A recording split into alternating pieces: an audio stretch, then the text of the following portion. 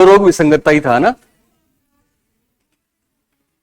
Psychopathic deviance है ना। तो सुनीता उसमें मानसिक की जगह मनोरोग कर लेना, मनोरोग विसंगतता। Yes yes yes, thank you. Okay, तो अब तक हमने पर्सनैलिटी में, आप मेरी बात सुनो सामने देख के सब लोग, अब तक हमने क्या क्या पढ़ लिया पर्सनैलिटी में। सबसे पहले हमने पढ़ा टाइप्स अप्रोच। क्या पढ़ा था? जिसको हिंदी में क्या बोलते हैं?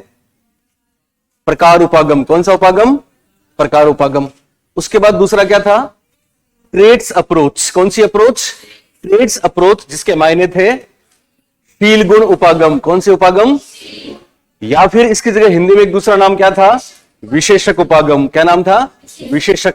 प्रकार उपागम में हमने शुरुआत करी थी हिप्पोक्रेट्स पे और हम गए थे जॉन हॉलैंड तक। और ट्रेड्स अप्रोच में मेनली नाम आया था आलपोर्ट का, दूसरा नाम आया था केटल का, और तीसरा था द बिग फाइव मॉडल। एक आइजेंक थे। ओके, आइजेंक वाली खास बात ध्यान रखनी है। आइजेंक पे प्रश्न आया था अभी सेकंड ग्रेड में कि आइजेंक ट्रेड्स अप्रोच भी है और टाइप्स अप्रोच भी है। प्रकार और शील गुण दोनों का क्या है? मिश्रण है, मिक्स्ड अप्रोच है। उसके बाद हमने देखा सेल्फ रिपोर्ट अप्रोच। कौन सी अप्रोच? सेल्फ रिपोर्ट और कुछ नहीं होती बल्कि एक प्रश्नावली होती है जिसमें हम खुद अपने बारे में जो प्रश्न होते हैं उनके आंसर्स देते हैं, और मोस्टली इसमें मनोरोगों की बात होती है। और सेल्फ रिपोर्ट में पहली बात ध्यान रखनी है, प्रश्नावली के जनक कौन माने जाते हैं?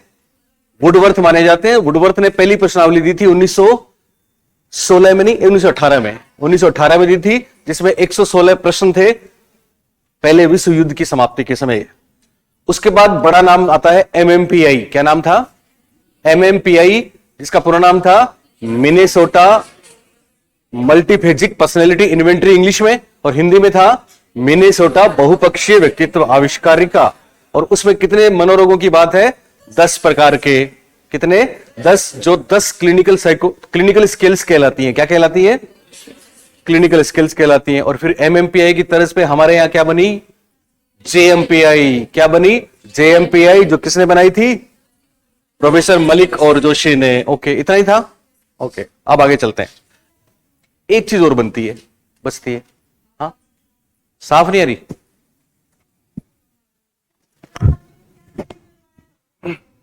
हम्म 10 बताए थे मैंने आपको, बस 10 का नाम लिख देना। ऐसा प्रश्न आपको पूछेंगे इस बार।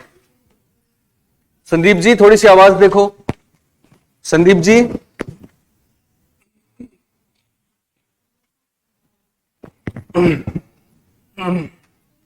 थोड़ी सी आवाज बढ़ा दो, थोड़ी सी, ज्यादा नहीं। अभी मेरे को बताना आप सही आ रही है मेरी आवाज? ओके, आ रही है ना पारुल? चलिए, गरिमा बताओ। ओके, अब बचती है प्रोजेक्टिव अप्रोच, जो सबसे महत्वपूर्ण है और इसमें से जरूर प्रश्न आता है। प्रोजेक्टिव अप्रोच को हिंदी में कहते हैं प्रक्षेपी उपागम। क्या बोलते हैं? प्रक्षेपी उपागम। और दरअसल हम आपको बता दें कि व्यक्तित्व के आकलन की कुछ विधियां हैं, उनमें से ही प्रक्षेपी विधियां भी वही है, प्रक्षेपी उपागम भी वही है। मेनली अगर आपको कोई पूछे कि व्यक्तित्व के आकलन की विधियों को कितने भागों में बांटा जाता है, तो हम बताएंगे 2 भागों में बांटा जाता है। कितने भागों में? एक तो प्रक्षेपी और दूसरा अप्रक्षेपी। शाबाश। अप्रक्षेपी को वापस 2 भागों में बांटा जाता है, एक तो सब्जेक्टिव और ऑब्जेक्टिव। शाबाश। एक तो व्यक्तिनिष्ठ और दूसरा वस्तुनिष्ठ। चलिए, इंग्लिश में 3 शब्द याद करना, एक तो सब्जेक्टिव, एक ऑब्जेक्टिव, एक प्रोजेक्टिव। बोलिए 3 कौन कौन से? Subjective, objective, projective. आप में से कोई मेरे को तीनों में क्या अंतर है वो बता दे। कौन बताएगा? बताओ तुम, गरिमा तुम बताओ। Subjective, objective, projective. Yes,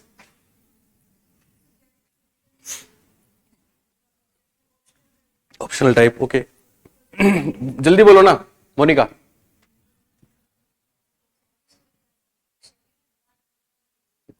okay, Sunita. चलिए, और कोई बेहतर बता पाए? सुन लो, ये सवाल आएगा, सुन लो ध्यान से। जहां भी सब्जेक्टिव नाम आए उसको हिंदी में कहते हैं या तो व्यक्तिनिष्ठ या फिर आत्मनिष्ठ, और ऑब्जेक्टिव को हिंदी में कहते हैं वस्तुनिष्ठ। क्या फर्क होता है? सुन लें। जहां पर किसी की भावनाएं परिणाम पर प्रभाव डालने, वो तो होता है सब्जेक्टिव। वो क्या होता है? इसका मतलब हम सबकी भावनाएं एक जैसी होती है कि अलग अलग? तो परिणाम भी कैसे आएंगे?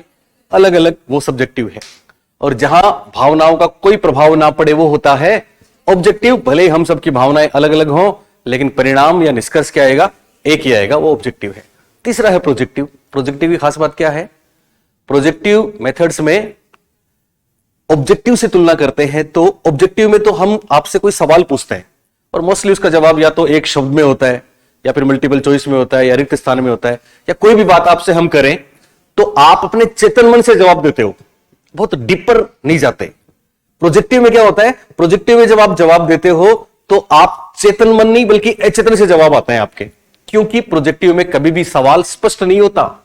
उद्दीपक हमेशा एम्बिग्यूअस होता है, उद्दीपक हमेशा अस्पष्ट होता है, और वहां चेतन मन अचेतन पे हावी हो जाता है। इसलिए बहुत बड़ी बात परीक्षा में जाने कितनी बार आया है कि प्रक्षेपी विधियां या प्रोजेक्टिव मेथड्स की खास बात है इसमें अचेतन की बातें सामने लाते हैं। किसकी बातें? अचेतन की बातें सामने लाई जाती हैं। तीनों बातें बहुत महत्वपूर्ण है। लिखो आप इसको। आप ऐसे लिखिए, पहले ऐसे लिख लो ताकि क्लियर हो जाए। व्यक्तित्व के आकलन, व्यक्तित्व के आकलन की विधियां,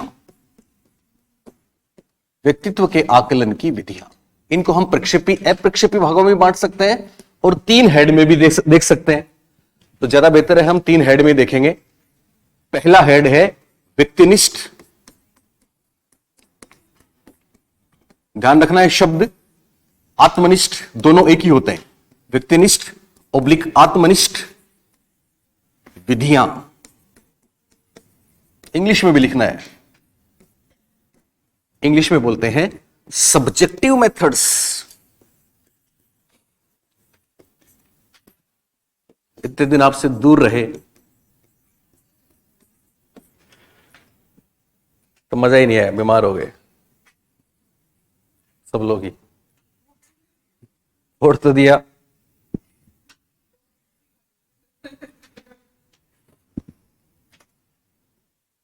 हमारे डॉक्टर तो आप हैं।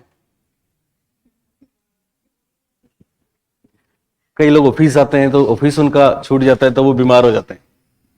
कई लोग जॉब के बाद रिटायरमेंट हो जाते हैं तो वो पूरे डिस्टर्ब हो जाते हैं। हाँ, टाइम पास है नहीं, वो एक जुनून है, एक वो है।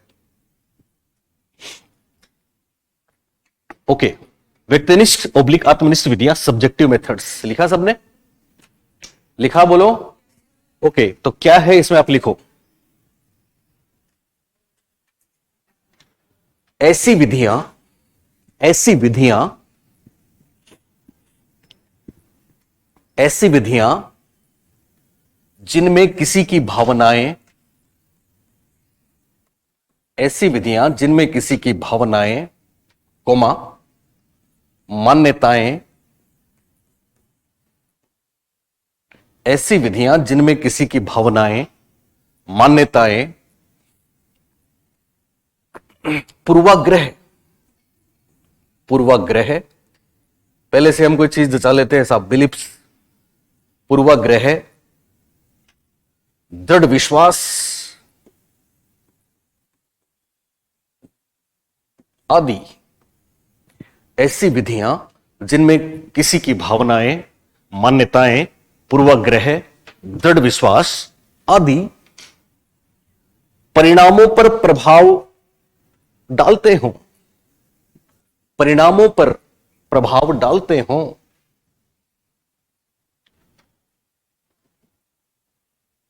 परिणामों पर प्रभाव डालते हों, व्यक्तिनिष्ठ अथवा आत्मनिष्ठ विधियां कहलाती हैं।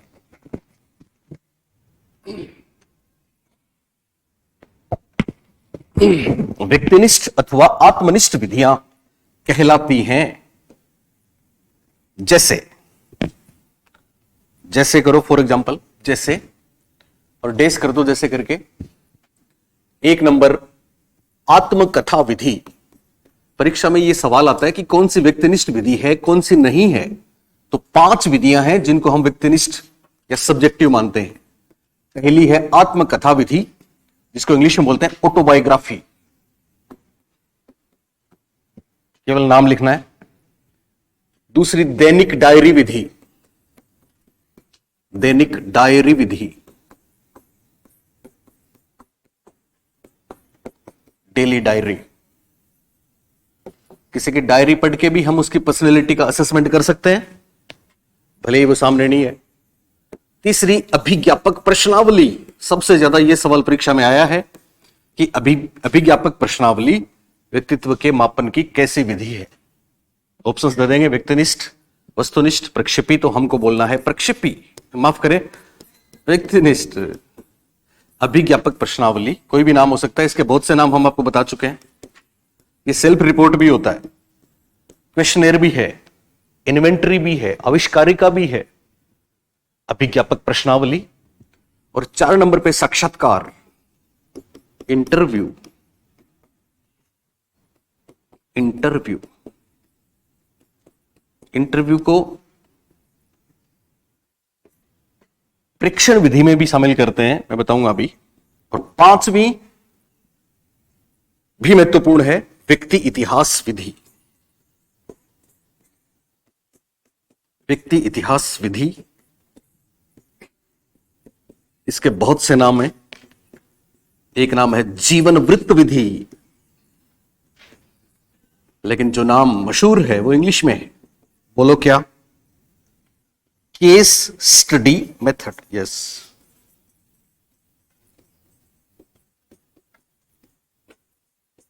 इसके प्रतिपादक कौन है? टाइडमैन। पुरानी विधि है, 1787 में इन्होंने इसको दिया था। केवल एक के प्रतिपादक हैं, बाकी के नहीं है। अभिज्ञापक प्रश्नावली के तो हैं, वुडवर्थ पहले लिखा दिया था।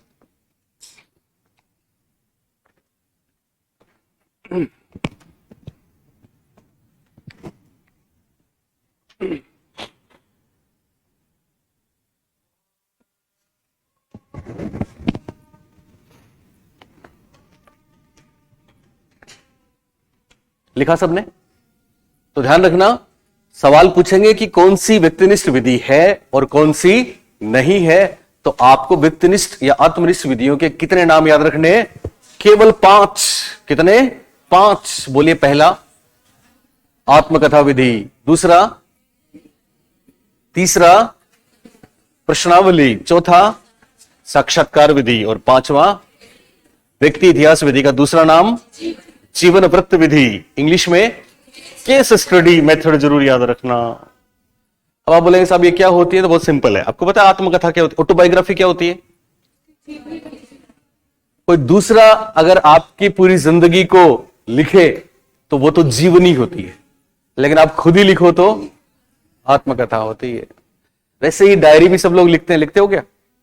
डायरी लिखते हो? हाँ, दोनों लगभग एक जैसी बातें हैं। मतलब डायरी या तो कोई लिखता नहीं है, सुन रहे हो मेरी बात?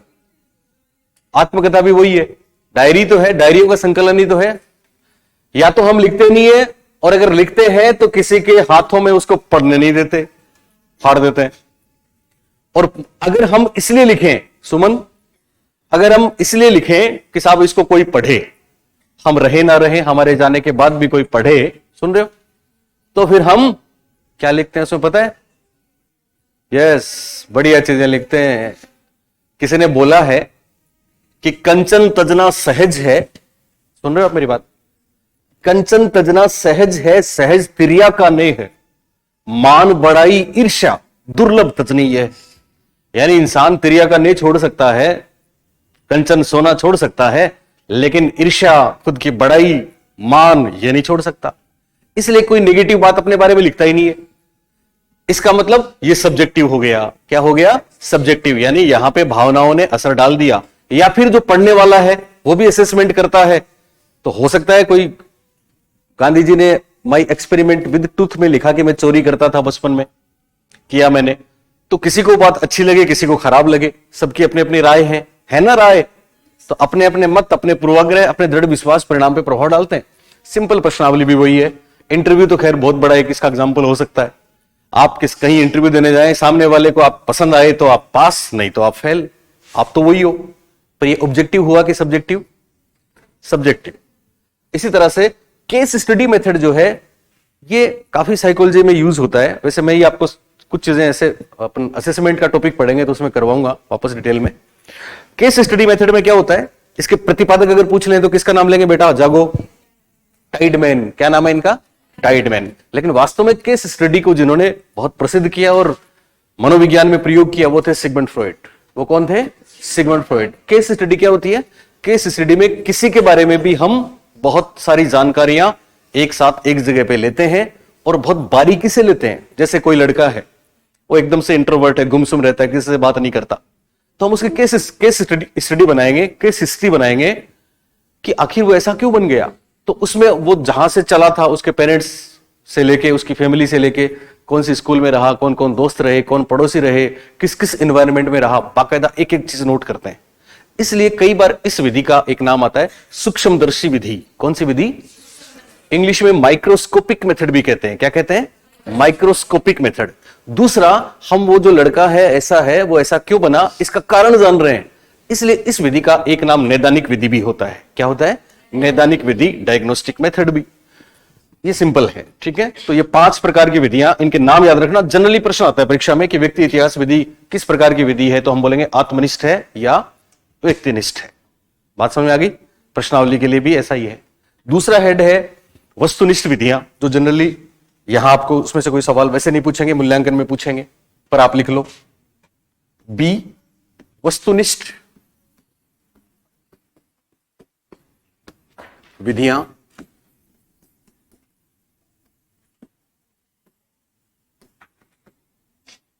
वस्तुनिष्ठ विधियां या प्रेक्षण विधियां भी साइकोलॉजी में इनको बोलते हैं। इंग्लिश में ऑब्जेक्टिव या फिर ऑब्जर्वेशनल मेथड्स,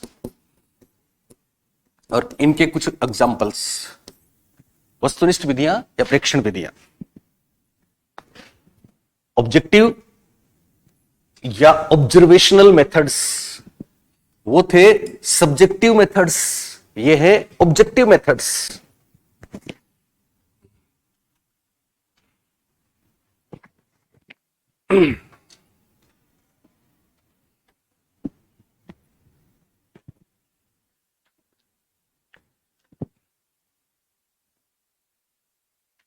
क्या होती है ये? लिखो।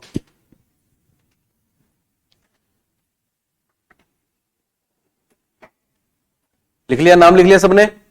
बोलिए क्या लिखा? पहला नाम वस्तुनिष्ठ विधियां, दूसरा नाम प्रेक्षण विधियां। इंग्लिश में पहला ऑब्जेक्टिव मेथड्स, दूसरा ऑब्जर्वेशनल मेथड्स। ओके, लिखो। इन विधियों में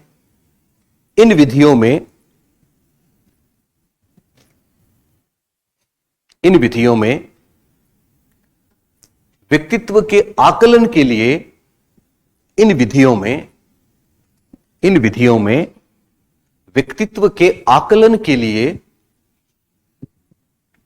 इन विधियों में व्यक्तित्व के आकलन के लिए व्यक्ति के व्यवहार अथवा क्रियाओं का, व्यक्ति के व्यवहार अथवा क्रियाओं का, व्यक्ति के व्यवहार अथवा क्रियाओं का नियंत्रित अथवा वास्तविक, व्यक्ति के व्यवहार अथवा क्रियाओं का नियंत्रित अथवा वास्तविक परिस्थितियों में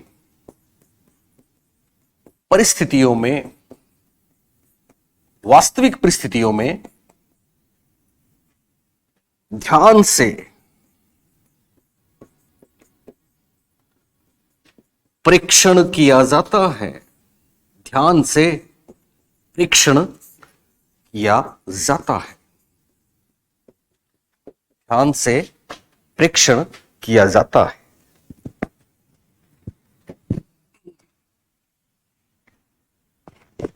ध्यान से परीक्षण किया जाता है। जैसे फॉर एग्जाम्पल, जैसे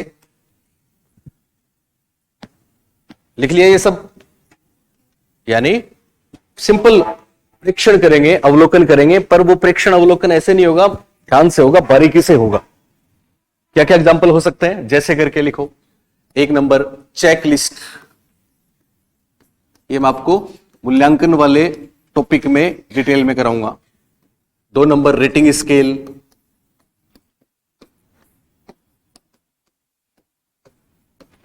3 नंबर समाजमिति,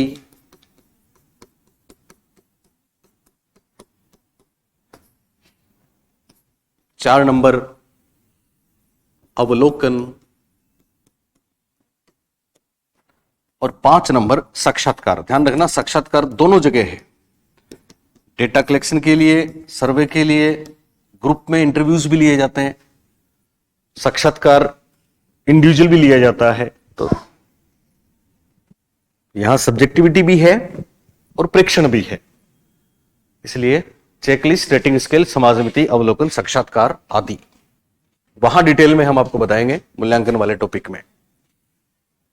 मोटे तौर पे ये कुछ के प्रतिपादक वगैरह भी हैं, सब वहीं बताएंगे आपको। जैसे आपने सुना होगा समाजमिति के प्रतिपादक JL मेरिनो, सोशियोमेट्रिक्स, बताएंगे, इसको डिटेल में बताएंगे आपको मूल्यांकन में, ठीक है। इसके हॉटसॉन है, रेटिंग स्केल में गाल्टन है, लिकर्ट है और भी बहुत से लोग हैं, इनमें कोई नहीं है। अब है सबसे इंपॉर्टेंट चीज जिसके लिए हमने ये बैकग्राउंड बनाया, और वो क्या है, प्रक्षेपी विधियां। शाबाश, तो लिखो आप प्रक्षेपी विधियां,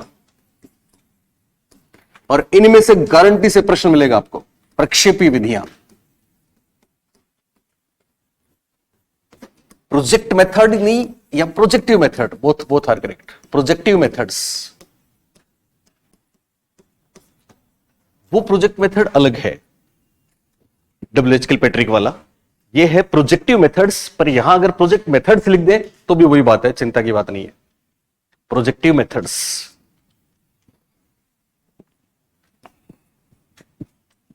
तो ये क्या होती हैं, बताया था हमने आपको। आप बताओ मैडम, क्या होती हैं प्रक्षेपी विधियां? प्रयोग करके बताना हो ना। हाँ, अंदर की बात यस जुबां पे लाना। लिखो लिखो,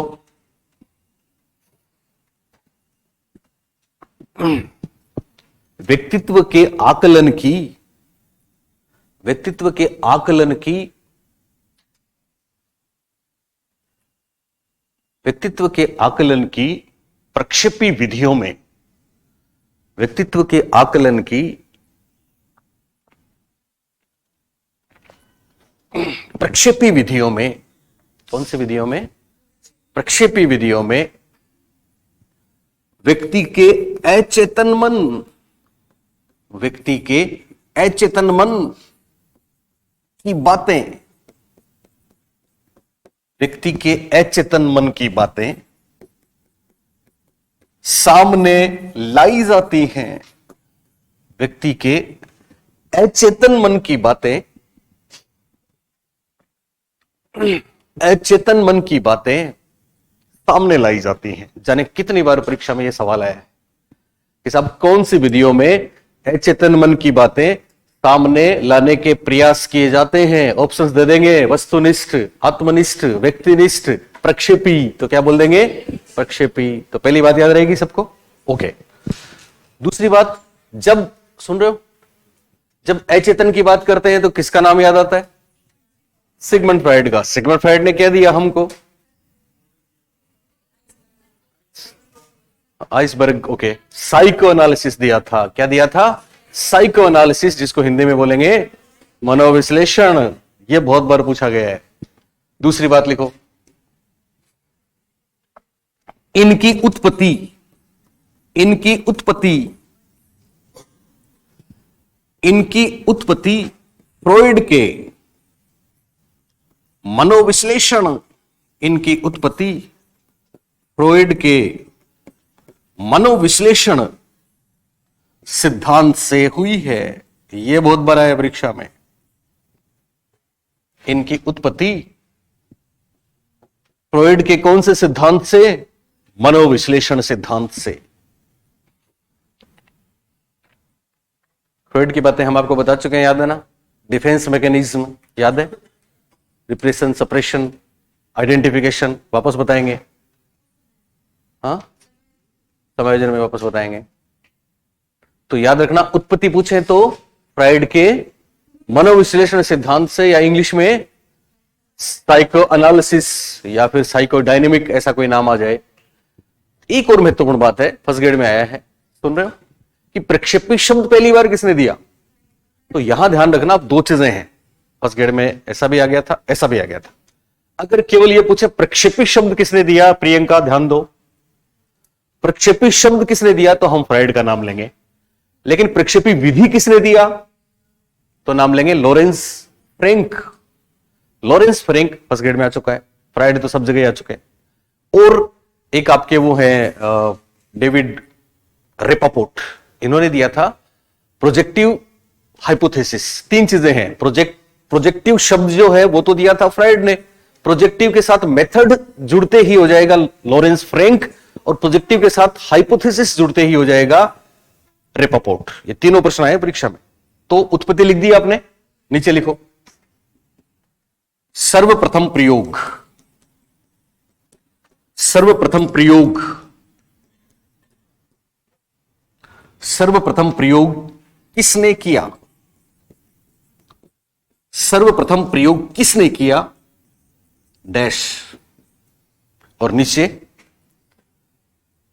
लिखना है आपको एक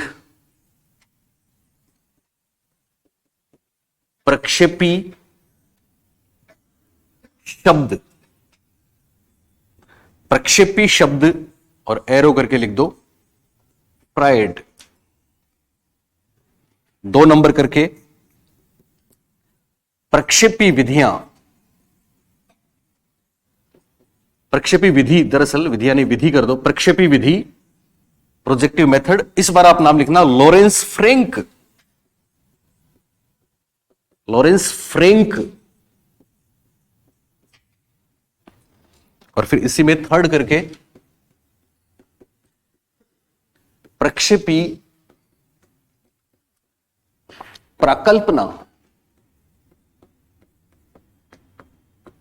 यह है डेविड रेपापोर्ट। रेपापोर्ट का नाम सुना आपने, सुमन आपने सुना होगा, युंग गिल और रेपापोर्ट। यस, युंग गिल रेपापोर्ट की शब्द सूची बहुत प्रसिद्ध है। तो तीनों बात याद रखना, projective Freud, projective method Lawrence Frank, और प्रोजेक्टिव हाइपोथेसिस डेविड रेपापोर्ट।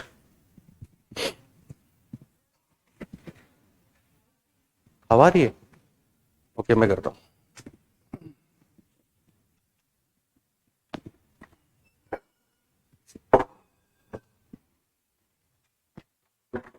ओके,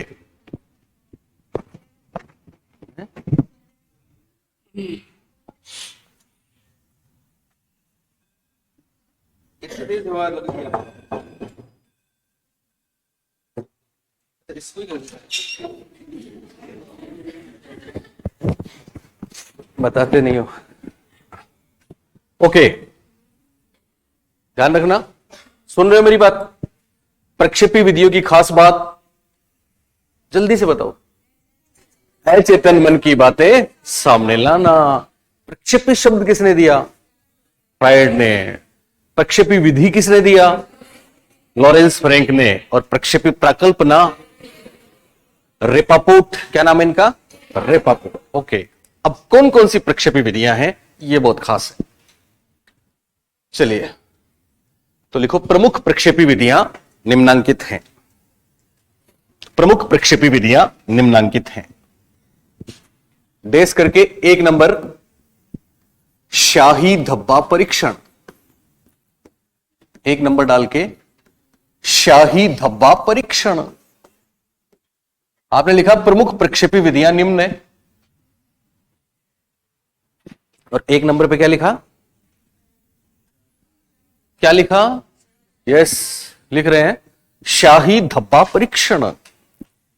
कौन सा परीक्षण? शाही धब्बा परीक्षण। इंग्लिश में क्या बोलते हैं? यस, शाही को क्या बोलेंगे? इंक। धब्बे को ब्लोट बोलते हैं, ब्लोट। और परीक्षण को टेस्ट बोलते हैं। लेकिन ये मशहूर है शॉर्ट नाम आईबीटी से। ये सारी की सारी विधियां शॉर्ट फॉर्म में परीक्षा में पूछी जाती हैं। तो आईबीटी, शाही धब्बा परीक्षण, इंग्लिश में इंक ब्लोट टेस्ट, शॉर्ट में आईबीटी। इनके प्रतिपादक सब लोग जानते हैं। ये इतना इंपॉर्टेंट है कि इसको रोरशा परीक्षण भी कहते हैं ना? यस, तो नाम है हरमन रोरशा। फ्रॉइड के चेले थे खास, हरमन रोरशा। 1921 में दिया था। इनकी डेट भी पूछी जाती है, 1921। प्रक्षेपी विधियों में सबसे पहली विधि हम पढ़ रहे हैं आईबीटी। प्रतिपादक का नाम जरूर याद रखना, हरमन रोरशा। हरमन रोरशा क्या लगाओ तो ठीक। स्विट्जरलैंड के लोगों के टी साइलेंट रहते हैं। क्या बोलो, क्या बताऊं? हरमन रोरशा लिखा है, रोरशा। तो ये परीक्षा में रोरशाक भी आता है, रोरशा भी आता है, ठीक है ना? जैसे पियाजेट में टी साइलेंट था, इनका कै साइलेंट करते हैं, रोरशा कर दो आप, खाली चलेगा।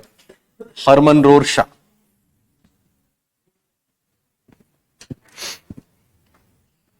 ओके, लिखा सबने? सुन रहे हो कि नहीं? बारिश आ रही है। बोलो विधि का नाम। वो फंस गई। अब कैसे जाओगी? तो जाती है ना रोज, वो रोज जाती है, वो देख रही बारिश आ गई। चलो अब बताओ। हाँ, 1 घंटा पढ़ी, अभी तो पढ़ी है ना? ओ, देख लेंगे। आज भी टिफिन ही है बस, फिर क्या है यार, फिर एंजॉय करो, पढ़ो। बताओ मेरे को पहली विधि का हिंदी में नाम। मोनिका ध्यान दो, वो आपके भूमिका। बोलो विधि का नाम। शाही धब्बा परीक्षण। इंग्लिश में इंक ब्लोट टेस्ट, शॉर्ट में ओके आईबीटी। इसके प्रतिपादक कौन? हरमन रोरशा। कब दिया? ओके। क्या होता है इसमें? लिखो, लिखिए।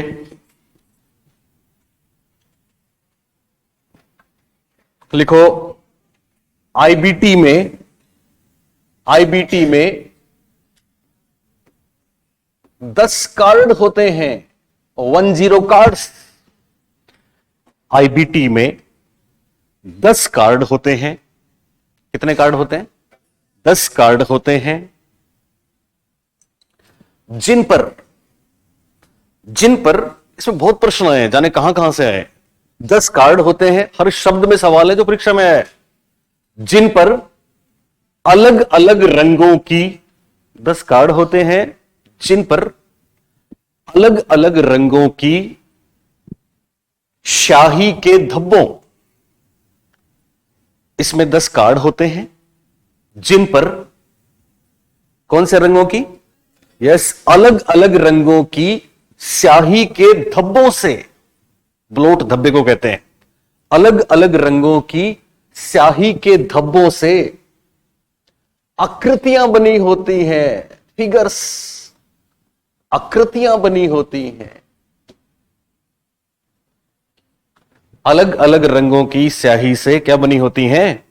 आकृतियां बनी होती हैं। लिखा सबने?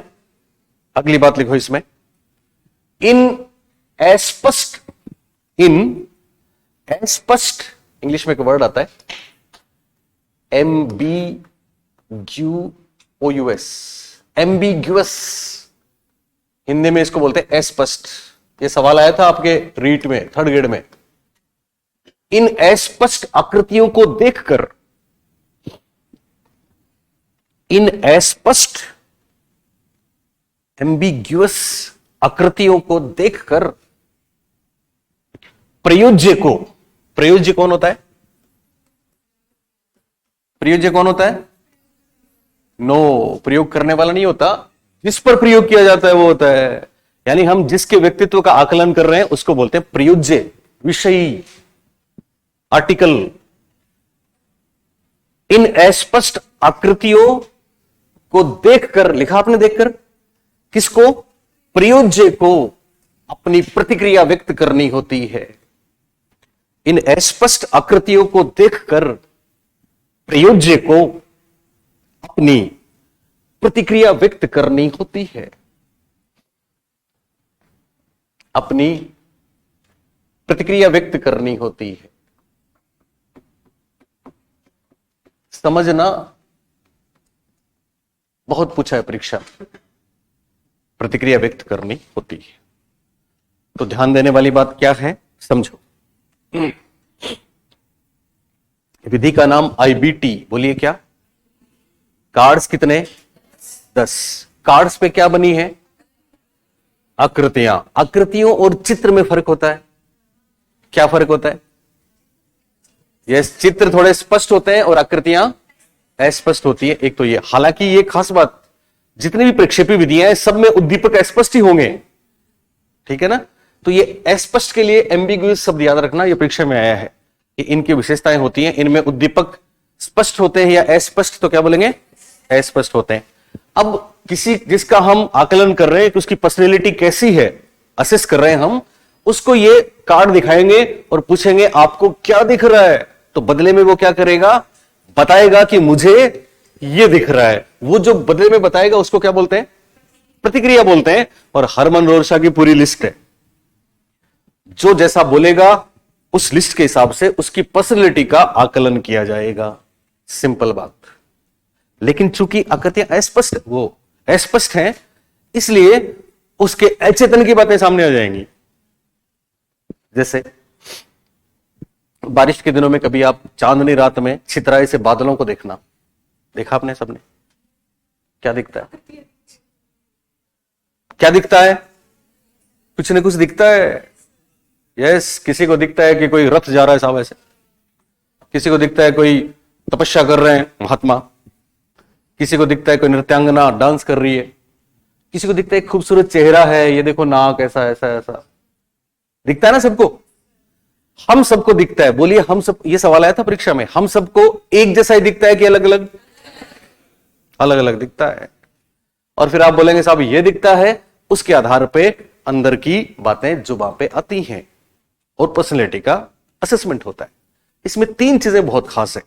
एक तो ये वाला कॉन्सेप्ट, दूसरा रंग पे भी सवाल आया है कि इसमें कौन कौन से रंग होते हैं, तो बिल्कुल कंफ्यूज नहीं होना है। पहले रंग बताता हूं आपको, फिर दूसरी बात। अब इसके, आपने ये तो लिख ही लिया, अब लिखो रंग। कलर, कलर क्या है? कलर्स क्या है? तो प्रथम 5 कार्ड, ये ऑथेंटिक बता रहा हूं, फिर अगले 2 कार्ड आगे कलर लिखेंगे, और फिर अंतिम 3 कार्ड अभी हम आपको दिखाएंगे भी। पता है ना आपको, पीपीटी लगवाई अभी। तो पहले 5 कार्ड एक्चुअली व्हाइट बैकग्राउंड होता है, इसलिए पहले 5 कार्ड में हिंदी में लिखता हूं काला रंग होता है। अब सफेद भी हो सकता है और नहीं भी हो सकता, बात एक ही है, ठीक है। अगर सफेद लिखें तो आप काला, सफेद। साथ में एक खास बात है कि सभी कार्ड्स में ग्रे कलर रहता है, ग्रे, वह भूरा। Black, white, black and white होते हैं, पर ग्रे साथ में रहता है। अगले 2 कार्ड हैं उनमें रेड कलर आ जाता है, तो लाल, ओ सॉरी, ग्रे को क्या बोलेंगे? धूसर कर दो फिर। एक्चुअली ग्रे है, स्लेटी, दूसर लिख दो, एक ही बात है। एक्चुअली ग्रे इंपॉर्टेंट है, ठीक है ना, ग्रे। दूसरा है रेड एंड ब्लैक, नहीं काला तो इसमें आ ही गया। यस, इसमें है लाल, काला, और वो सब में रहेगा, ध्यान रखें, लाल, काला, धूसर। तीसरा, इसमें मल्टी कलर्स होते हैं, बहुरंगी होते हैं ये, बहुरंगी, पर इनमें ब्लैक नहीं होता, ये शर्त है। इतना डिटेल में आपको पूछेंगे। बहुरंगी पर काला नहीं, यानी 7 कार्ड में काला होता है, 3 में काला नहीं, ये उन्होंने बना दी है शुरू में एक्चुअली। तो कुल मिला के कलर्स, एक बार कलर पे प्रश्न आया था कभी, तो तब से परंपरा चल रही है कि बताया करें। तो ध्यान रखना, ब्लैक, व्हाइट, व्हाइट बैकग्राउंड होता है, एंड ग्रे। इसमें ब्लैक, रेड एंड ग्रे, इसमें पेस्टल कलर बोल सकते हैं, मल्टी कलर बोल सकते हैं, मल्टी कलर्स। एक कलर की बात ध्यान रखनी है, वो छोटी सी आपको याद रह जाएगी, कभी कभी पूछ लेता है, अब तक एक ही बार पूछा है, हो सकता है पूछ ले। दूसरी महत्वपूर्ण बात, कलर लिख लिया सबने?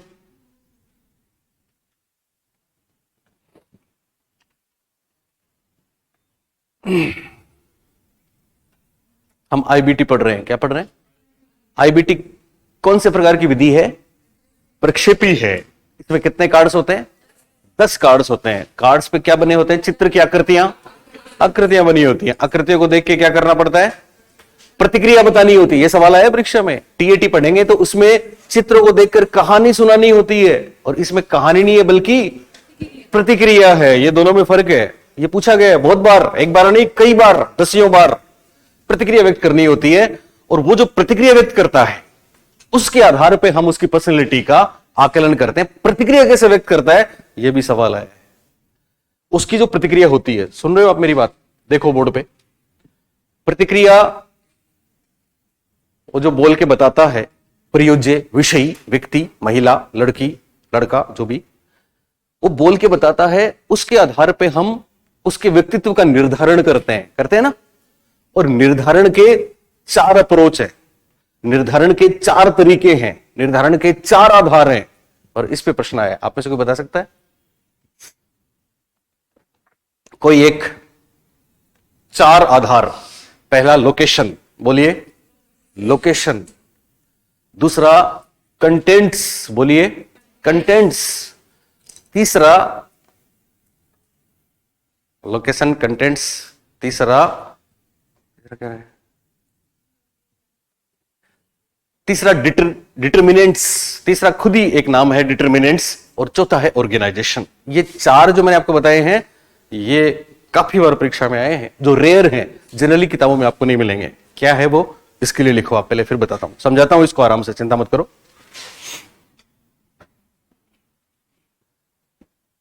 आईबीटी में अब कोई सी भी बात आ सकती है, इसलिए इसको हम इतना डिटेल में पढ़ रहे हैं। आईबीटी में प्रतिक्रियाओं को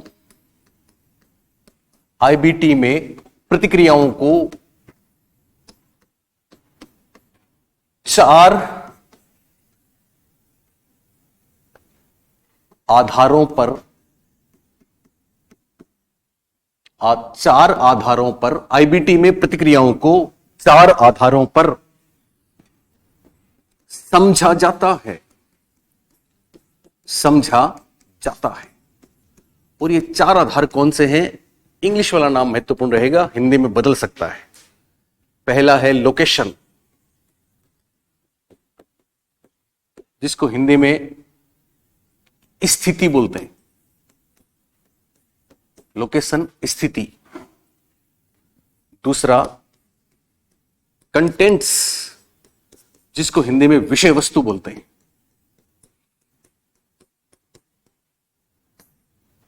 तीसरा जो मैं भूला था, डिटर्मिनेंट्स, जिसको हिंदी में निर्धारक बोलते हैं।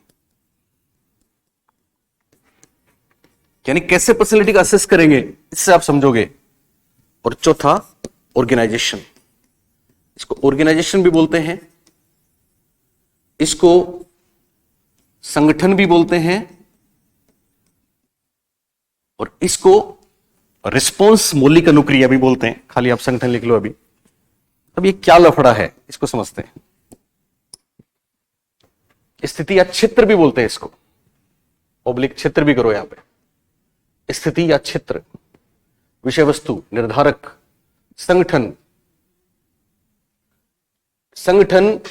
या प्रतिक्रिया भी लिख दो। बोलेंगे साहब ये क्या है, अभी हम आपको बताते हैं ये क्या है।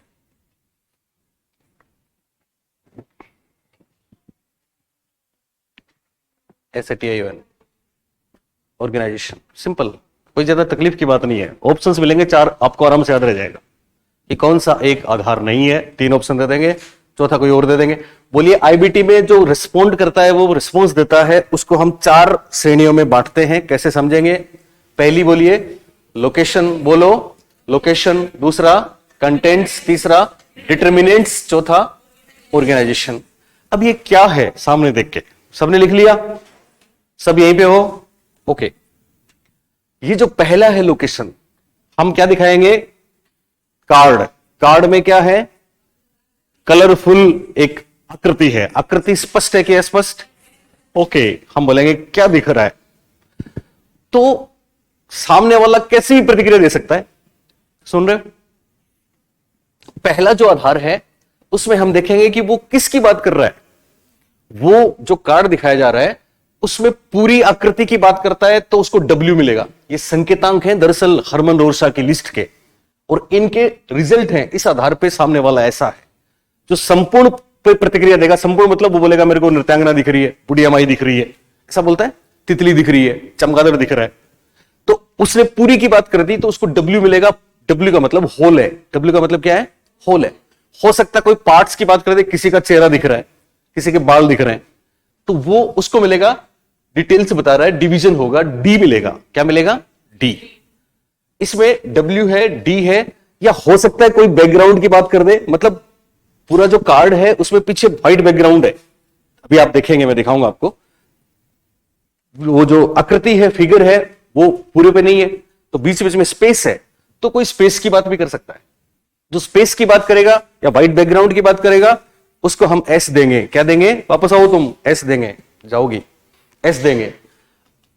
इसी तरह से कंटेंट्स में कोई इंसानों की आकृति की बात करेगा तो कोई एनिमल्स की बात करेगा। हो सकता है ह्यूमन दिखे, इंसान है तो ह्यूमन है, जानवर है तो एनिमल है, तो इंसान की आकृति बताएगा। जैसे बोला नृत्यांगना या बुढ़िया माई, तो उसको क्या देंगे? H। और कोई चमगादड़ बोलेगा, तितली बोलेगा, तो उसको क्या दे देंगे? A दे देंगे। इसी तरह से इसमें FCM है। F है फॉर्म, C है कलर, और M है मूवमेंट। कोई फॉर्म की बात करेगा, उसको मतलब उसका स्ट्रक्चर कैसा है उसकी बात करेगा, उसको मिलेगा F। कोई कलर की, रंग की बात करेगा, रंग की बात भी कर सकता है क्योंकि उसमें रंग है। बेटा तू सामने देख,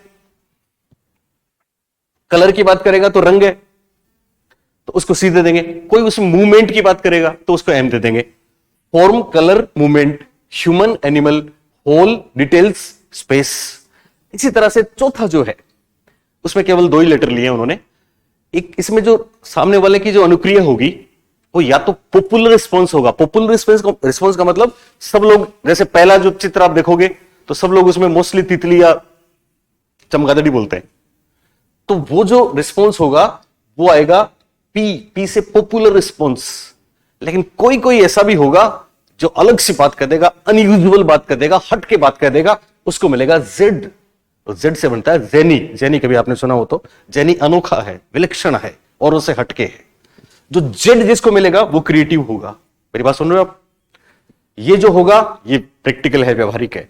इन सब के कोई ना कोई मायने हैं। जिनको W मिलेगा, इतना डिटेल में आपको लिखने की जरूरत नहीं है। जिनको W मिलेगा ये हम समझ सकते हैं कि W किन को मिलेगा बताओ? जो होल की बात करेंगे। और जिनको W मिलेगा वो अपने इन्वायरमेंट से इंटरेक्शन करने के लिए मोटिवेटेड होते हैं, गोल ओरिएंटेड होते हैं। साइकोलॉजी है, लंबी छोटी बातें। जो केवल पार्ट्स की बात करेगा उसको D मिलेगा। उसको क्या मिलेगा? D। हाथी की सूंड दिख रही है तो पार्ट्स हुआ कि नहीं हुआ? उसको D मिलेगा। जिन लोगों को D मिलता है उनके चिंतन में स्पष्टता होती है, एफिशिएंट होते हैं, वर्कर्स होते हैं। लेकिन कुछ ऐसे भी लोग हैं जो पार्ट्स की बात करेंगे और ये नहीं बताएंगे कि हाथी की सूंड है या किसी का चेहरा है, वो बोलेंगे किसी जानवर की पूंछ है। इसका मतलब उनको डबल D मिलेगा। एक कैपिटल D, दूसरा स्मॉल d, और डबल D पे C-टेट में प्रश्न आया है। जिन लोगों को डबल D मिलेगा उनके चिंतन में अस्पष्टता होती है, और ऐसे लोगों को स्किज़ोफ्रेनिया बीमारी का खतरा है। डबल, मैं लिखवा दूंगा 3-4 बातें। डबल D जिनको मिलेगा उनको स्किज़ोफ्रेनिया हो सकता है, सिजोफ्रेनिया हो सकता है, मनोविदलता बीमारी हो सकती है। मैंने आपको एक एग्जांपल दिया था, एक लड़की थी जो पढ़ रही थी, उसको हो गया था, बताया था कल। वो जब डॉक्टर के पास गई जयपुर में, तो डॉक्टर ने उसको जाते ही वो दिखाया जो अभी मैं आपको दिखाने वाला हूं। उसने कहा सर मेरे को वो जो डॉक्टर थे पित्तल फैक्ट्री में जैसे तांबी, उन्होंने वही दिखाया था, वही दिखाते हैं। ओके, कंटेंट्स, कंटेंट्स में ये जो सवाल आया परीक्षा में कि आप सुन रहे हो मेरी बात, हरमन रोशा परीक्षण में डी कैपिटल डी स्मॉल जिसको मिला है उसको कौन से रोग का खतरा है? स्किज़ोफ्रेनिया, उसकी पर्सनैलिटी स्किज़ोफ्रेनिक है। यह सवाल आया है। हरमन रोशा परीक्षण में व्यक्तियों और पशुओं की आकृति बताने वाला व्यक्ति कैसा होता है? आप में से कोई बता सकता है? अपने आरबीसी में है, व्यक्तियों और पशुओं की आकृति बताने वाला व्यक्ति कैसा होता है? जवाब है अंतर्मुखी। कैसा होता है? अंतर्मुखी। इस पे सवाल आया कलर्स पे। आपको पता है कलर्स किसका रिप्रेजेंटेशन है? याद रखना, इमोशंस का। किसका? तो अपने आरपीसी में सवाल आया है कि हरमन रोशा परीक्षण में रंगों पर प्रतिक्रिया व्यक्त करने वाला व्यक्ति कैसा होता है? उत्तर था संवेदनशील, भावुक, इमोशनल। बात समझ में आ रही है? ओके, इसी तरह से सबके बारे में कोई ना कोई बात है। ये जेड देने वाले औरों से हटके क्रिएटिव होते हैं। चारों बातें लिख ली आपने? चाहो तो ये 3 लेटर भी लिख सकते हो, नहीं तो नीचे मैं आपको एक बात लिखा रहा हूं, नोट करके लिखो। Note, note.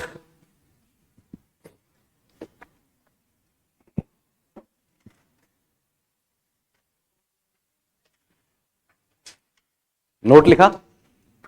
नोट में लिखें आईबीटी, नोट आईबीटी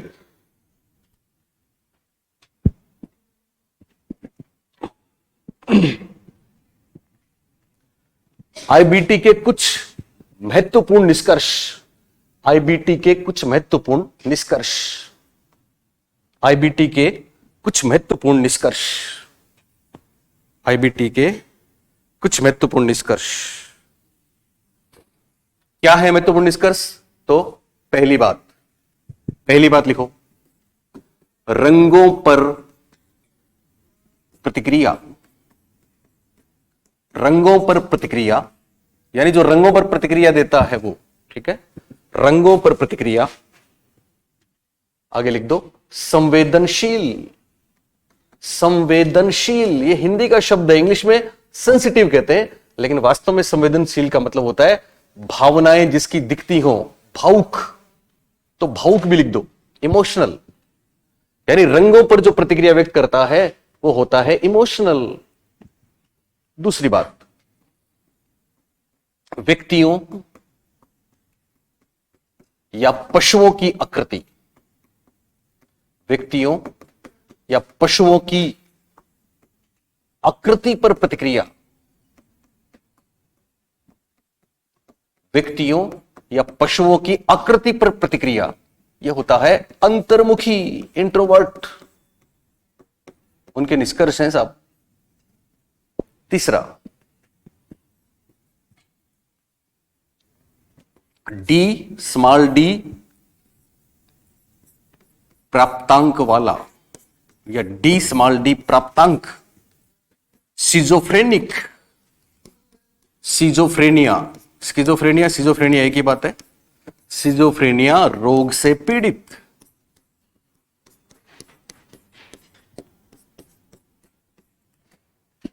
चौथा, खालिस्तान।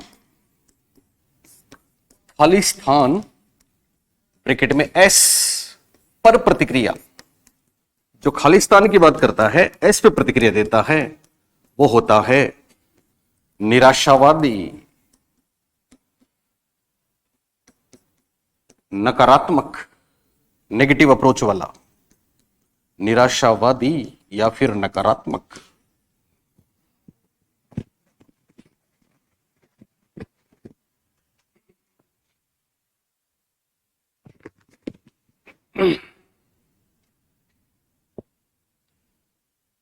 ये कुछ बातें आपको ध्यान रखनी होगी।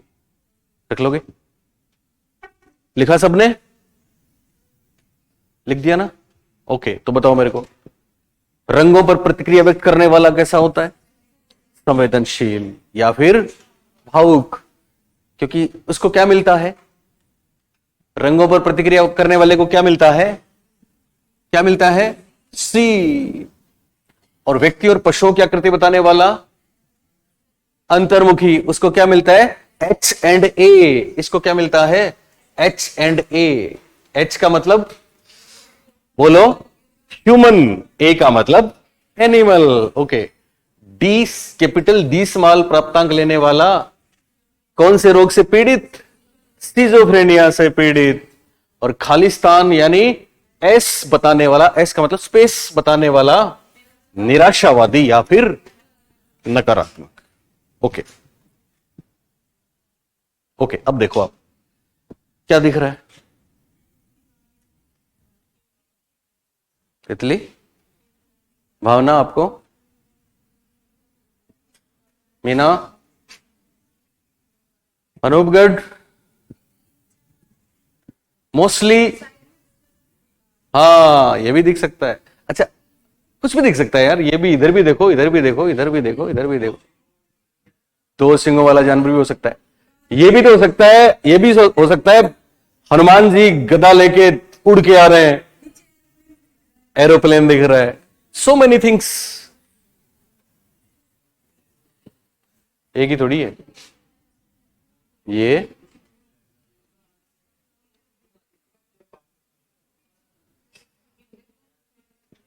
जेनी कौन है? जेनी, जेनी अलग सी बात,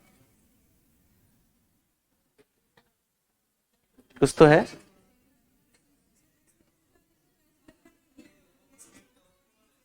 हाँ ये भी लग रहा है। ये विपरीत मुंह में सिगार लिए भी बैठे हैं भाई साहब। दिस वन, लंबा सा रास्ता। कोई मर्तबान, कोई पोर्ट भी हो सकता है ऐसे।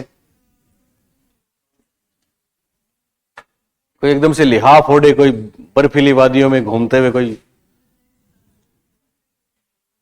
रास्ता भी दिख रहा है। ओके,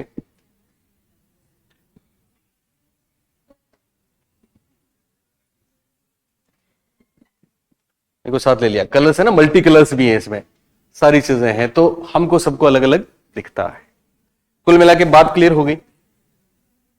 आईबीटी की कोई बात नहीं बोलोगे, ये हम आपको बताएंगे टीएटी में।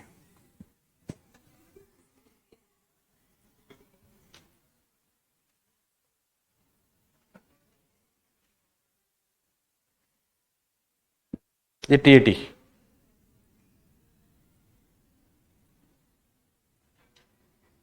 ओके। आईबीटी पे कोई भी सवाल आए, मैंने जो आपको बताया है उससे बाहर नहीं आएगा, और इसमें से अलग अलग चीजें आएंगी, कभी भी कुछ भी पूछा जा सकता है। सुन रहे हो मेरी बात? पहली बात, आईबीटी के प्रतिपादक कौन? हरमन और शाह।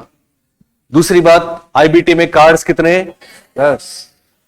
तीसरी बात, इन कार्ड्स पे क्या बने होते हैं? आकृतियां बनी होती हैं, और सामने वाले को क्या करना होता है?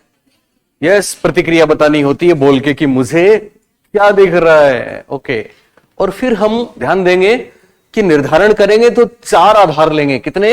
4। पहला आधार इंग्लिश में लोकेशन, पहला लोकेशन, दूसरा कंटेंट्स, तीसरा डिटर्मिनेंट्स, और चौथा ऑर्गेनाइजेशन। ऑर्गेनाइजेशन में क्या आता है?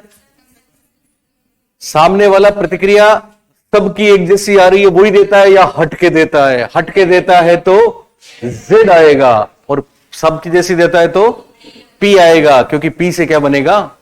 पॉपुलर, और जेड से बनेगा जेनी। शाबाश, सिंपल।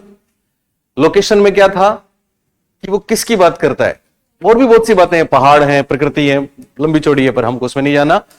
कि वो होल की बात करता है कि पार्ट्स की बात करता है? होल की बात करेगा तो मिलेगा W, और पार्ट्स की बात करेगा तो D। लेकिन जिनको 2 D मिल गए उनको खतरा कौन से रोग का? सिजोफ्रेनिया का। कंटेंट्स में किसकी बात करता है? या तो इंसानों की या तो जानवरों की, तो या तो मिलेगा H या फिर A। फिर और भी आगे है, इंसान के पार्ट की बात करेगा तो HD मिलेगा, जानवर के पार्ट की बात करेगा तो AD मिलेगा। इसी तरह से तीसरा क्या था? डिटर्मिनेंट्स। डिटर्मिनेंट्स या निर्धारक में 3 चीजें, FCM। क्या होता है? FCM। F से बनता है फॉर्म, जिनको एफ मिलता है वो उनकी इनसाइट बहुत बेहतर होती है, प्रॉब्लम सॉल्यूशन में बेहतर होते हैं, फॉर्म की बात करने वाले, उनका इंटेलेक्चुअल होते हैं, बुद्धि लेवल अच्छा होता है। डब्ल्यू का भी इंटेलेक्चुअल है, बुद्धि लेवल है, वो डिटेल में है, पर ये बात आपको जनरली पूछेंगे नहीं। वैसे आपका इंटरेस्ट हो तो आप इनको पढ़ सकते हो और भी नेट वेट पे पढ़ के, पर वो फ्री में फुर्सत के टाइम में पढ़ना। सी का मतलब कलर और एम का मतलब मूवमेंट है। कलर वाले फिर वो ध्यान रखना है आपको क्या ध्यान रखना है? यस, 4 बातें। जो कलर बताते हैं वो कैसे होते हैं? संवेदनशील या भावुक। जो ह्यूमंस और एनिमल्स की बात करते हैं वो अंतर्मुखी, और जो डबल डी पाते हैं वो स्किज़ोफ्रेनिक, और एक और बताया था आपको, वो क्या होते हैं?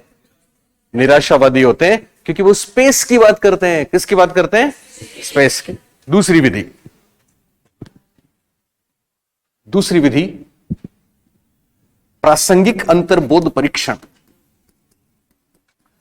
इसके हिंदी में तो बहुत से नाम है। प्रासंगिक अंतर्बोध परीक्षण,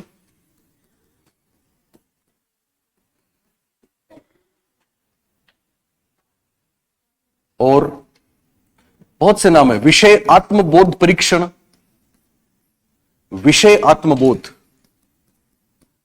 आत्मबोध परीक्षण। नाम बदल के आ सकते हैं परीक्षा में। कभी अंतश्चेतना बौद्धिक परीक्षण भी आया है, अंतश्चेतना बौद्धिक परीक्षण।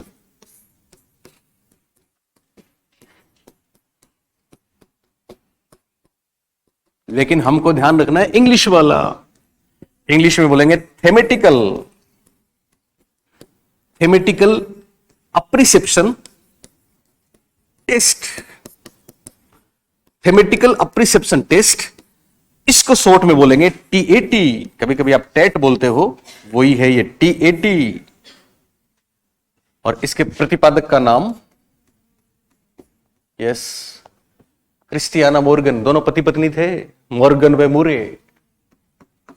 मॉर्गन व मुरे 1935 में दिया था,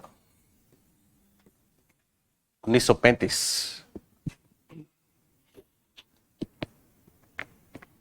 प्रासंगिक अंतर्बोध परीक्षण, अंतर्बोध विषय आत्मबोध परीक्षण, अंतश्चेतना बौद्धिक परीक्षण, थेमेटिकल अप्रिसेप्शन टेस्ट, टीएटी।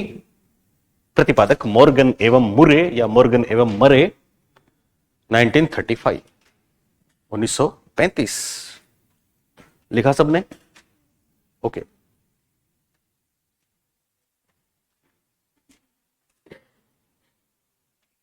चलिए साहब, क्या नाम लिखा? पहला नाम बोलो, प्रासंगिक अंतर्बोध परीक्षण। दूसरा, विषय आत्मबोध परीक्षण। थर्ड वन, अंतश्चेतना बौद्धिक परीक्षण। इंग्लिश में थेमेटिकल अप्रिसेप्शन टेस्ट। बोलिए, थेमेटिकल अप्रिसेप्शन टेस्ट, और शॉर्ट में टीएटी बोलेंगे। प्रतिपादक कौन? मॉर्गन व मुरे। और कब दिया? 1935। क्या होता है इसमें? लिखो। इस पे भी बहुत प्रश्न आए हैं, बहुत। लिखो, टीएटी में 30 कार्ड होते हैं, 30 कार्ड्स होते हैं। टीएटी में 30 कार्ड होते हैं। उसमें 10 थे, इसमें 30। संख्या बहुत बार पूछी जाती है। जिनमें 10 पर पुरुषों के, 10 पर महिलाओं के, और 10 पर युगल चित्र बने होते हैं। चित्र हैं खास बात। इसमें 30 कार्ड होते हैं, जिनमें 10 पर पुरुषों के, 10 पर महिलाओं के, और 10 पर युगल चित्र बने होते हैं।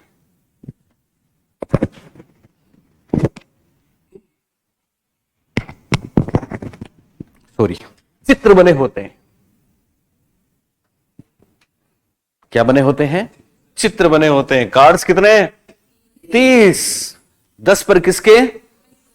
पुरुषों के, मेल। 10 पर महिलाओं के, फीमेल। और 10 पर युगल, पेयर, चित्र बने होते हैं। अब क्या खास बात, वहां आकृतियां यहां चित्र, वहां आकृतियों को देखकर क्या करना होता था, प्रतिक्रिया, और यहां स्टोरी। लिखो, आपने लिखा ना चित्र बने होते हैं, आगे लिखो, इन चित्रों को देखकर प्रयोज्य को, इन चित्रों को देखकर प्रयोज्य को कहानी, इन चित्रों को देखकर प्रयोज्य को कहानी लिखनी अथवा सुनानी होती है। इन चित्रों को देखकर प्रयोज्य को कहानी लिखनी अथवा सुनानी होती है।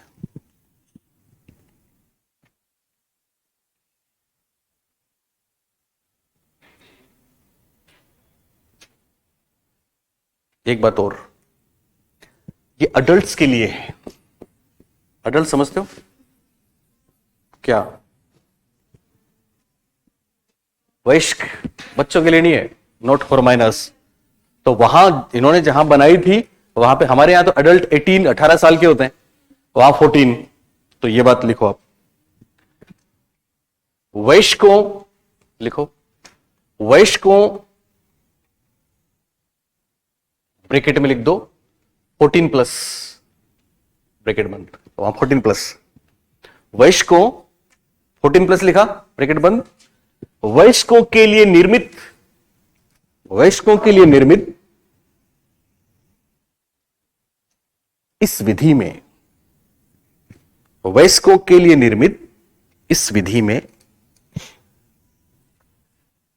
वयस्कों के लिए निर्मित इस विधि में, यह भी पूछा गया एक साथ, वयस्कों के लिए निर्मित इस विधि में एक साथ अधिकतम, बोलिए कितने, 20, क्या बात है, अधिकतम 20 कार्ड ही प्रस्तुत किए जाते हैं। यह भी आया है परीक्षा में। वयस्कों के लिए निर्मित इस विधि में अधिकतम 20 कार्ड ही प्रस्तुत किए जाते हैं। कैसे, अभी आपको बताएंगे। 20 कार्ड ही प्रस्तुत किए जाते हैं। ओके, तो देखो पहली बात तो याद रखना, सुन रहे हो, ये टीएटी है, ऐसी बच्चों के लिए बनी है वो सीएटी है। वो क्या है, सीएटी। तो टीएटी और सीएटी दोनों में कहानी सुनानी होती है। क्या सुनानी होती है, कहानी सुनानी होती है। और आईबीटी में केवल प्रतिक्रिया, यानी वो सोट है जो दिख रहा है उसी की बात करेंगे, और इसमें कल्पनाओं में जाएंगे। इसमें सीरीज ऑफ चित्रों की श्रृंखला है पूरी, ठीक है। 2 सेशन होते हैं, पहले सेशन में 10 कार्ड दिए जाते हैं, दूसरे में 10 दिए जाते हैं। 20 कार्ड से ज्यादा नहीं देना है, ऐसा उन्होंने लिख दिया वहां पे कि 20 से ज्यादा नहीं देना है साहब, अचेतन मन इतना ही काफी है, नहीं तो फिर एकदम मामला वो हो जाएगा, डिस्टर्ब हो जाएगा।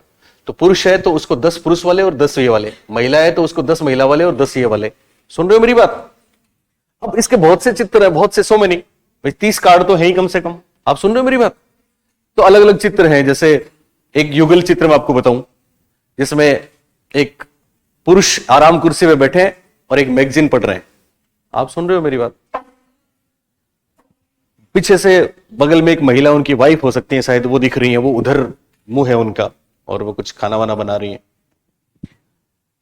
पास में छोटा बच्चा है, उसके एक हाथ में पिस्टल है और ऐसे एक बॉल है जो आ रही है, उसको रोक रहा है ऐसे। तो चित्र दिखाते हैं, कहानी लिखो साहब। एक दूसरा चित्र है जिसमें एक महिला का चित्र है, तो अपने घर की दहलीज में ऐसे है, एक पांव अंदर एक बाहर, ऐसे सामने सुनी सी सड़क है, मानो वो देख रही है, क्या किसी का इंतजार कर रही है, या जाने की सोच रही है, क्या क्या कर रही है पता नहीं। लेकिन एक प्रसिद्ध चित्र और है जिसमें एक महिला है, उसका क्लोजअप है, वो एक शाम का समय है, शायद दरख्तों के और वो सब होता है ना शाम का समय, लंबी लंबी छाया, उनके साये दिख रहे हैं, पक्षी उड़ रहे हैं, दूर नीला समुद्र है, पक्षी उड़ रहे हैं। महिला का चेहरा क्लोजअप में दिखाया गया है, उसकी बड़ी बड़ी आंखें हैं, लेकिन अफसोस उसके गालों पे 2-2 मोती हैं, आंखों में आंसू हैं, और वो किसी को दिखाते हैं। हम कौन सी विधियां पढ़ रहे हैं? प्रक्षेपी। प्रक्षेपी विधियों का उद्देश्य क्या है? अचेतन की बातें सामने लाना। क्या अचेतन की बातें हम चेतन रूप से, ऐसे कोई हमसे कोई सवाल पूछे जवाब दें तो आती है सामने? नहीं आती। तो हम क्या करते हैं? कहानी लिखवाते हैं। हमने क्या किया? कहानी लिखवाई।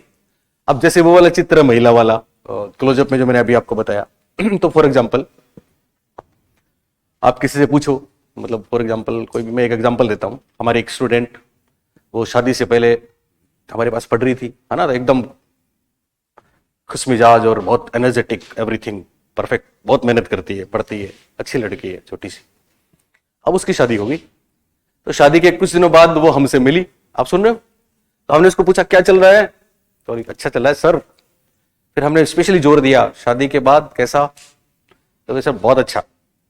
ससुराल कैसा? बहुत ही अच्छा। सास कैसी मिली? सास तो मेरी माँ जैसी है, वो तो बहुत ख्याल रखते हैं। ओके, मजा आ गया। फिर हमने उसको बोला, आप सुन रहे हो मेरी बात? फिर हमने उसको बोला कि एक कहानी लिखोगी, सुन रहे हो ना? उसने कहा ओके, और उसको दे दिया वो चित्र महिला वाला, महिला जिसके आंखों में आंसू है। अब वो कहानी लिखती है, शुरुआत वो करेगी, कहानी की नायिका चित्र वाली महिला है, बोलिए है कि नहीं? उसकी आंखों में आंसू है, इसका मतलब वो खुश है कि दुखी है?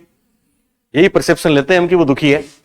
अब वो अपने शब्दों में उसके दुख का वर्णन करती है, एक दो पंक्ति तो वो उस महिला के बारे में लिखती है, फिर कहानी की नायिका के रूप में अपने आप को प्रतिस्थापित कर लेती है, और वो लिखती है कि जब से शादी हुई सब बर्बाद हो गया।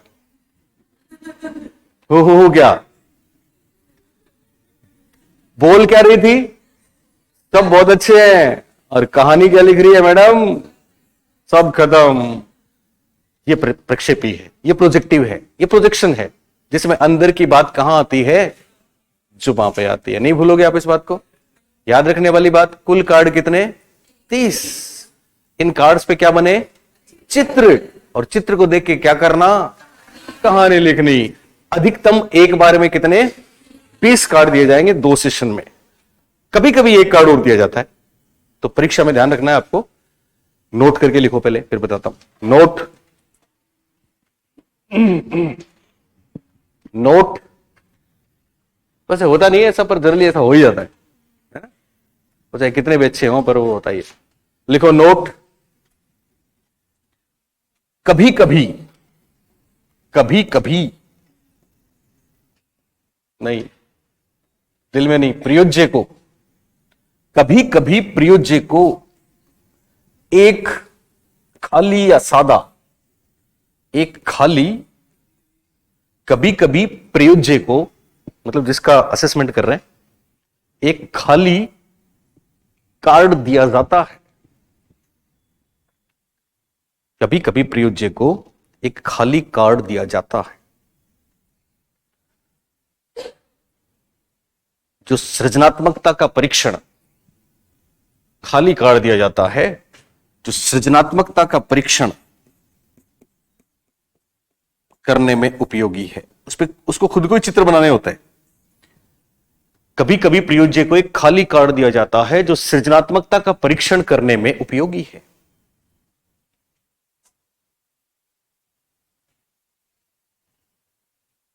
नोट करके लिखा था ये। एक इंपॉर्टेंट करके बात और लिख लो, इंपॉर्टेंट।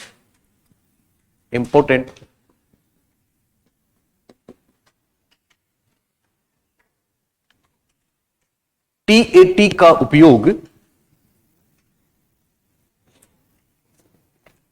टीएटी का उपयोग उपलब्धि अभिप्रेरणा, ये पढ़ाएंगे हम आपको। इसके बाद या अगला टॉपिक लेंगे मोटिवेशन, इंग्लिश में बोलेंगे अचीवमेंट मोटिवेशन।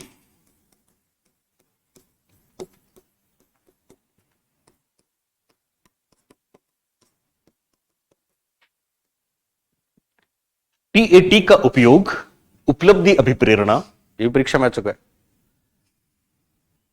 ब्रैकेट में अचीवमेंट मोटिवेशन की जांच के लिए भी किया जाता है।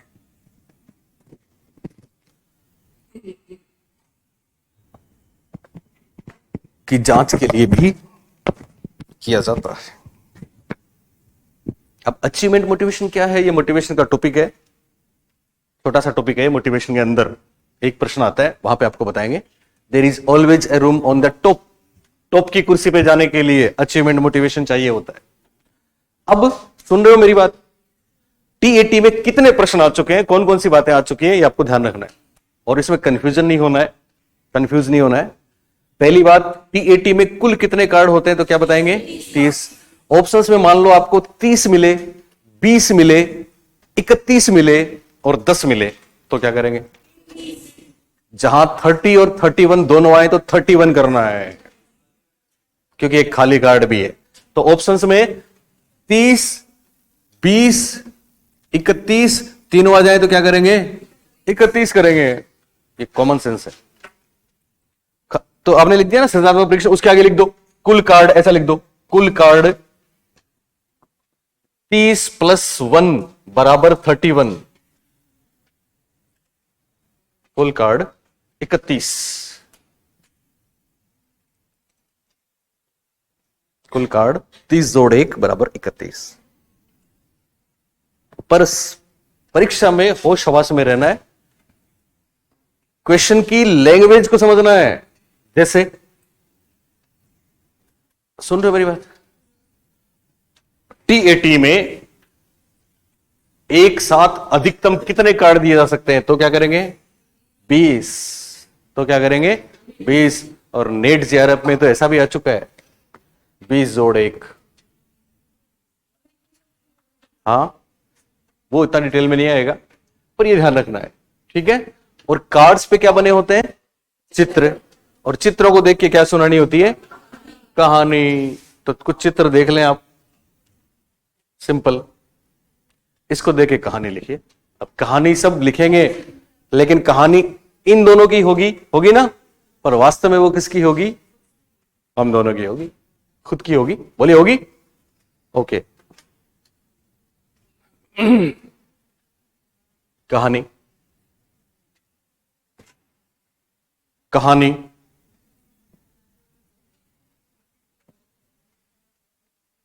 कहानी। समझ में आ गई बात? समझ में आएगी नहीं? ओके। आईबीटी नहीं भूलोगे, टीएटी नहीं भूलोगे। अरे छोटी सी और कर लेते हैं, 3 मिनट की है, सीएटी।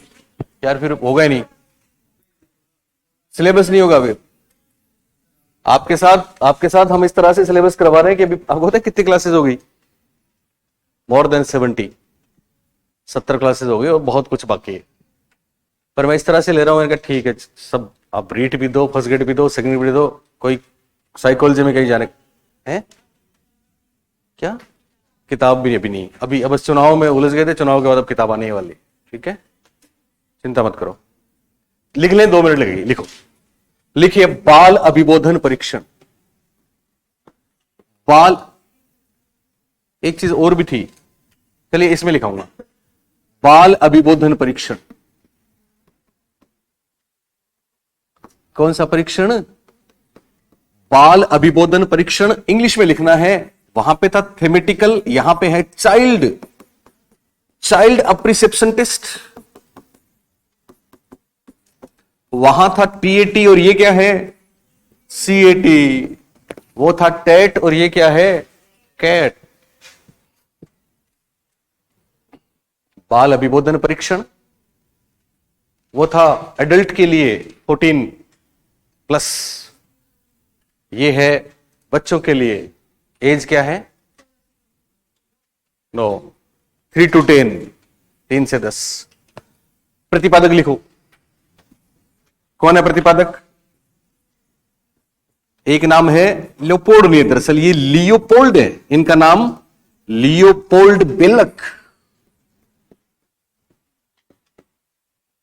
लियोपोल्ड बेलक, सिरिल बेलक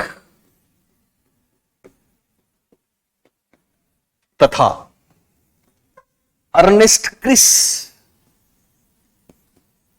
नाम से दिख रहा है जर्मनी के लोग हैं, अर्नेस्ट क्रिस। ये दिया था इन्होंने 19 डेट्स। एक्चुअली इसमें एक संशोधन भी है, दोनों में टीएटी और सीएटी में संशोधन है। उसमें संशोधन की डेट अपने बोर्ड वाली किताब में दे रखी है, पर संशोधन की आपको लिखने की जरूरत नहीं है, मेन डेट आप लिख लें, वही आपको पूछेंगे, 1949।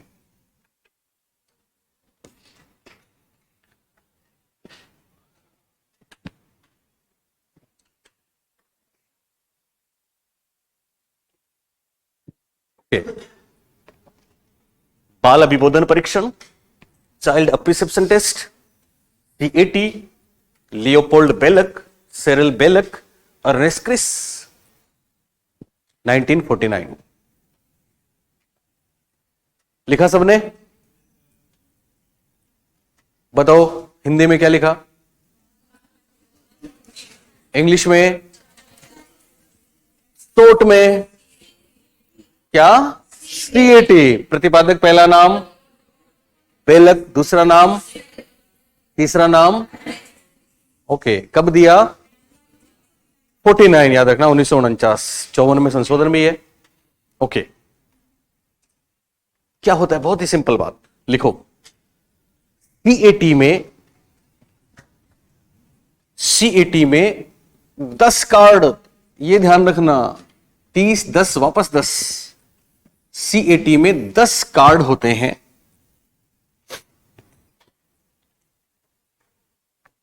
10 कार्ड होते हैं जिन पर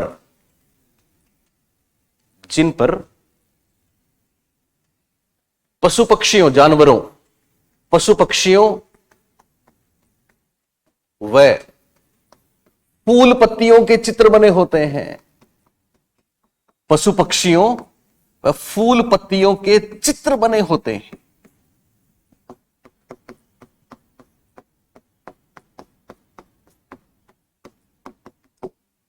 और एक बात और, पशु पक्षियों व फूल पत्तियों के चित्र बने होते हैं। तो टीएटी में चित्र, इसमें चित्र, बात सेम है, बस एज का डिफरेंस है। तो लिखो आप 3 से 10 वर्ष, 3 से 10 वर्ष के बालकों के लिए, 3 से 10 वर्ष के बालकों के लिए, 3 से 10 वर्ष के बालकों के लिए निर्मित इस विधि में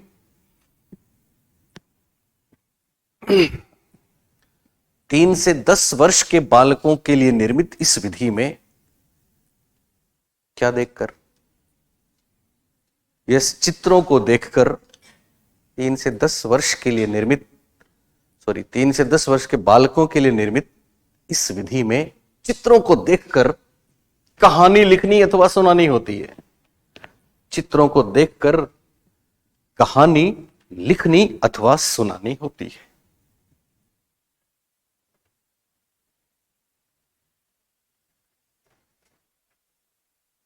बात समझ आई? आप छोटे बच्चों के साथ वक्त गुजारते हो ना? उनसे पूछना। आजकल तो पता है क्या सिस्टम है, जब से कॉन्वेंट कल्चर आया है तो कोई भी गेस्ट आता है तो वो बच्चे बड़े वो फील करते हैं। और हम तो, आप लोग तो साइकोलॉजी पढ़ ही रहे हो, आपने फ्रॉइड भी पढ़ा है, एरिक्सन भी पढ़ा है, पढ़ रहे हो ना? तो अब तो वाकई में इन चीजों से, पर होता है ऐसा, बच्चा है तो कोई भी गेस्ट आता है तो हम क्या करते हैं, देखो क्या क्या सुनाएगा, पोइम सुनाओ, और पोइम सुनाता है, ये सुनाओ वो सुनाओ, है ना? स्कूल में भी वही। अब स्कूल में उस पर क्या गुजरती होगी, कभी हमने कोशिश नहीं करी। कोई भी पूछता है बेटा आपका स्कूल कैसा है, बहुत अच्छा है, बोलता है आपकी मैम, प्रिंसिपल मैम कैसी हैं, बहुत अच्छी है, अंदर कुछ और है, जुबान पे कुछ और है। तो हमने उसको बोला अच्छा बच्चे एक कहानी सुनाओ, कहानी लिखो, तो कहानी लिख देगा, प्रियंका को उठाओ। अब छोटे छोटे बच्चों को क्या पसंद है? छोटे बच्चों को तो वही पसंद है, कार्टून पसंद है, ऐसी चीजें पसंद है, जानवरों वाली, प्रकृति चित्रण। तो एक प्रसिद्ध चित्र है इनका, एक चित्र है जिसमें एक चेयर पे, गुरुजी की चेयर पे शेर बैठे, लोयन। चिक्कू खरगोश है, कौन सा खरगोश है? चिक्कू खरगोश क्लोजअप में है, बड़ा है। उस चित्र में सब कुछ है, झरने हैं, पेड़, फूल, पत्तियां, बिल्ली मौसी पतंग उड़ा रही है, मिक्कू अंकल बंदर कंचा खेल रहा है, साथ में मिक्सअप, साथ में एडमिशंस ओपन, एडमिशंस ओपन का लगा हुआ है विद्यालय, ज्ञानार्थ प्रवेश, याद है ज्ञानार्थ प्रवेश। टेबल चेयर पड़ी है, बस्ता है, आधा होमवर्क किया हुआ है, खुली किताबें पड़ी हैं, और गुरुजी बैठे, लॉयन, चश्मा है, डंडा, रूल है, सब कुछ उसके लिए।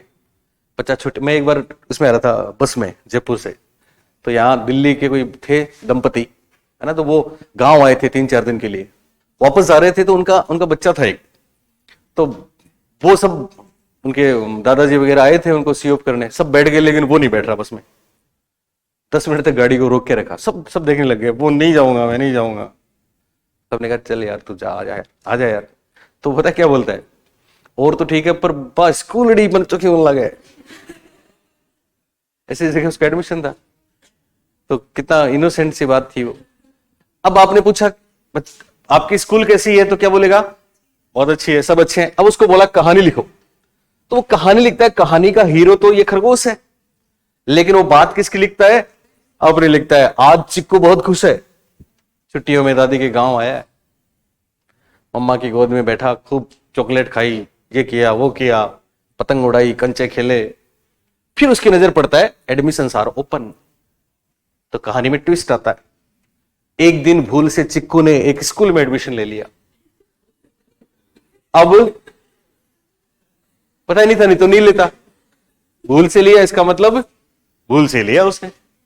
अब उसको ना नींद आती है, ना उसको चैन मिलता है, ना उसको भूख लगती है, वो करे तो क्या करे, वो कहे तो किसको कहे, क्योंकि जिसको भी वो बोलता है, जिसको भी बोलता है, हर कोई उसको कहता है ऑलवेज कीप स्माइलिंग, अंदर नहीं है फिर भी स्माइल करो। तो ये उस बच्चे की दर्द भरी कहानी है, जो हम किसके माध्यम से सामने ला रहे हैं, सीएटी के माध्यम से। बात समझ आ गई आपको, अंदर की बातें बाहर लानी है। महत्वपूर्ण बात, सीएटी में कितने कार्ड्स, 10, टीएटी में कितने, 30 या 31, और आईबीटी में कितने, 10। आईबीटी में कार्ड्स पे क्या, आकृतियां, और इन दोनों में चित्र। आईबीटी में आकृतियों को देखकर क्या बताना, प्रतिक्रिया व्यक्त करनी है, और इन दोनों में कहानी सुनानी है। उद्देश्य एक ही है, सब में कौन सी बातें जाननी है, अचेतन मन की बातें जाननी है। सिंपल। आज की आखिरी बात, नोट करके लिखिए। टीएटी तथा सीएटी का भारतीय अनुकूलन, ये सारे वहां के हैं विदेशी, तो हमारे यहां भी बना, जैसे एमएमपीआई का जेएमपीआई बना, वैसे ही टीएटी तथा सीएटी का भारतीय अनुकूलन, यस, किसने, उमा भारती नहीं, उमा चौधरी है, ओके, उमा नाम याद रह जाएगा, चल जाएगा, उमा चौधरी ने किया था, उमा चौधरी ने किया। टीएटी तथा सीएटी का भारतीय अनुकूलन किसने किया, उमा चौधरी ने किया। Thank you.